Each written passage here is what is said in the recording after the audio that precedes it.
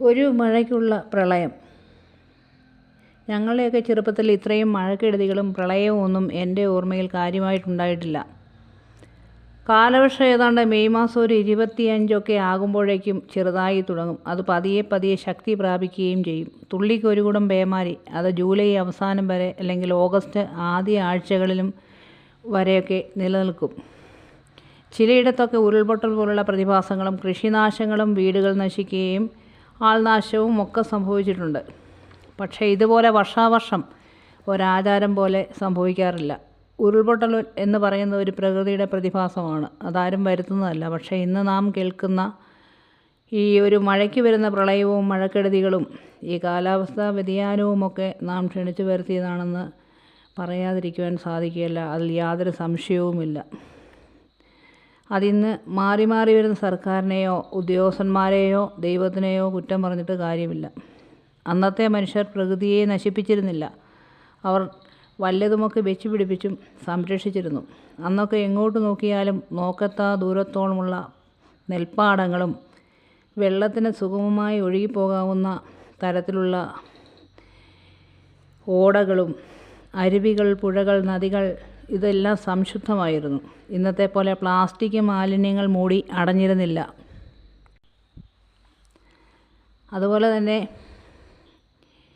വലിയൊരു ശതമാനം പെയ്തിറങ്ങുന്ന മഴവെള്ളവും നെൽപ്പാടങ്ങളിൽ വഹിച്ചിരുന്നു. ബാക്കിയുള്ള ഒഴുകി തടസ്സങ്ങളില്ലാതെ പുഴകളിലെത്തി അവിടെ നിന്നും നദികളിലൂടെ സമുദ്രത്തിലെത്തിയിരുന്നു. ഇതിനിടയിൽ തടസ്സമായി ഒരു പ്ലാസ്റ്റിക് മാലിന്യങ്ങളും ഉണ്ടായിരുന്നില്ല. പഴയ മനുഷ്യർ ദൈവത്തെപ്പോലെ തന്നെ പ്രകൃതിയെയും സ്നേഹിക്കുകയും സംരക്ഷിക്കുകയും ചെയ്തു പോന്നു. അതിനാൽ വലിയ വിപത്തുകൾ അവരെ തേടി വന്നില്ല.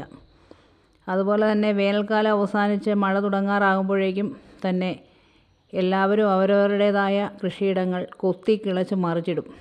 അത് പെയ്തിറങ്ങുന്ന ജലം ഒരു പരിധിവരെ ഭൂമി തന്നെ സ്വീകരിച്ചിരുന്നു. ഇന്നോ വീടിന് വെളിയിൽ ഇറങ്ങാൻ മടിക്കുന്ന മനുഷ്യരുടെ ലോകമാണിത്. വക്രതയിലൂടെ എങ്ങനെ ജീവിക്കാമെന്ന് ഗവേഷണം നടത്തിക്കൊണ്ടിരിക്കുകയാണ്. സത്യം പറഞ്ഞാൽ വീടുകളിൽ ആഹാരം ഉണ്ടാക്കാൻ പോലും മടിയാണ് പലർക്കും. ഫാസ്റ്റ് ഫുഡ് അതാകുമ്പോൾ വാങ്ങുക, തിന്നുക, എറിയുക. അങ്ങനെ എറിയുന്ന മാലിന്യങ്ങൾ കുമിഞ്ഞുകൂടി പല സ്ഥലത്തും അടിയുന്നു. എന്തും പ്ലാസ്റ്റിക്കിനുള്ളിലാണല്ലോ ഇന്ന് നമുക്ക് ലഭിക്കുന്നത്. ഉപയോഗം കഴിഞ്ഞാലുടൻ കവറുകൾ, മദ്യക്കുപ്പികൾ, മറ്റു കുപ്പികൾ എന്ന് വേണ്ട നമുക്ക് വേണ്ടാത്തതെന്തും നിൽക്കുന്നിടത്ത് നിന്ന് നാം എറിയുന്നു. ഇത് ഓടകൾ, പൊതുസ്ഥലങ്ങൾ, കുളങ്ങൾ, തടാകങ്ങൾ, പുഴകൾ, നദികൾ, എന്തിന് സമുദ്രം എല്ലായിടത്തും ചെന്ന് അടിയുന്നു. നമ്മളിൽ ഓരോരുത്തരും ചെയ്തു കൂട്ടുന്ന തെറ്റിൻ്റെ ഫലം നാം തന്നെ അനുഭവിക്കണം.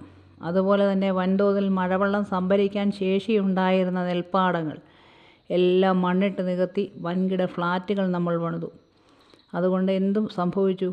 പെയ്തിറങ്ങുന്ന വെള്ളത്തിന് ഒരിടത്ത് ചെന്ന് താഴാൻ സാധിക്കാതെ അത് റോഡുകൾ, തോടുകളാക്കാൻ തുടങ്ങി. അതൊഴുകി വീടുകളിലും പരിസര പ്രദേശങ്ങളിലും നിറയുന്നു. എന്തു ചെയ്യാനാണ്? താഴാൻ ഇടമില്ലാതാക്കിയത് നമ്മൾ തന്നെയല്ലേ. സുഖങ്ങൾ കൂടുന്തോറും ദുഃഖങ്ങളും കൂടും. പരിഷ്കാരവും പുരോഗമനവും ഒക്കെ നല്ലതാണ്. പക്ഷേ അതൊരിക്കലും പ്രകൃതിയെ നശിപ്പിച്ചുകൊണ്ടാകരുത്. ഇന്നത്തെ ഈ കാലം തെറ്റിയ കാലാവസ്ഥയും പ്രകൃതിക്ഷോഭങ്ങളുടെ എല്ലാം ഉത്തരവാദികൾ നമ്മൾ തന്നെയാണ്. വൻതോതിലുള്ള വനനശീകരണം, വനം കയ്യേറൽ ഇതെല്ലാം പ്രകൃതിയുടെ സന്തുലിതാവസ്ഥയെ സാരമായി ബാധിക്കും. അതുപോലെ മണ്ണിടിച്ച് നികത്തുക, മണ്ണെടുത്ത് മാറ്റുക പോലുള്ള പ്രക്രിയകളും. വരുംകാലമെങ്കിലും ഇനിയുള്ളതെങ്കിലും സംരക്ഷിച്ചുകൊണ്ട് മുന്നോട്ട് പോവുകയാണെങ്കിൽ ഇങ്ങനെയെങ്കിലും ജീവിക്കാം എന്ന് കരുതാം.